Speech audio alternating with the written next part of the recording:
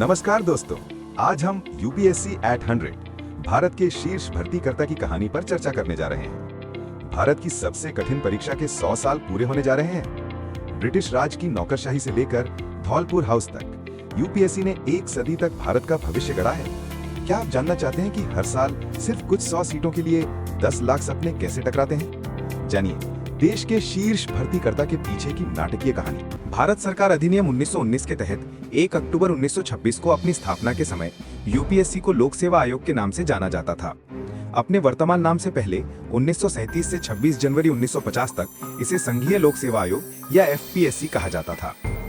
इस साल 1 अक्टूबर को भारत सरकार में अधिकारियों की सबसे बड़ी भर्ती करने वाला ये संस्थान अपने शताब्दी वर्ष में प्रवेश करेगा। एक संवैधानिक निकाय अनुच्छेद 320 लोक सेवा आयोगों के कार्यों की रूपरेखा के तहत इसका अधिदेश क्रमशः संघ और राज्य की सेवाओं में नियुक्तियों के लिए परीक्षा आयोजित करना है। 1854 की मैकाले समिति आधुनिक नौकरशाही की दिशा में एक बड़ी छलांग थी।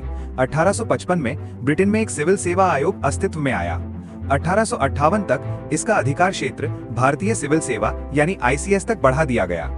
पहले आयोग में भर्तियां सीधे तौर पर की जाती थी, यानी एक लिखित परीक्षा और जरूरत पड़ने पर साक्षात्कार के माध्यम से। प्रथम विश्व युद्ध यानी 1914 से 1918 के बाद इसके प्रबंधन के लिए एक कर्मचारी चयन बोर्ड यानी एसएसबी की स्थापना की गई। 1924 में ली आयोग ने देश में एक लोक सेवा आयोग की शीघ्र स्थापना की सिफारिश की।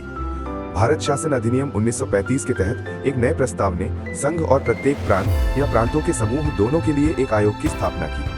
ये नया स्वरूप संघीय लोक सेवा आयोग एफपीएससी 1 अप्रैल 1937 को अस्तित्व में आया। जब 15 अगस्त 1947 को भारत स्वतंत्र हुआ तो एफपीएससी का नेतृत्व इसके पहले भारतीय प्रमुख एचके कृपलानी कर रहे थे। उनके बाद आरएन बैनर्जी ने 1949 से 1955 तक आयोग का नेतृत्व किया।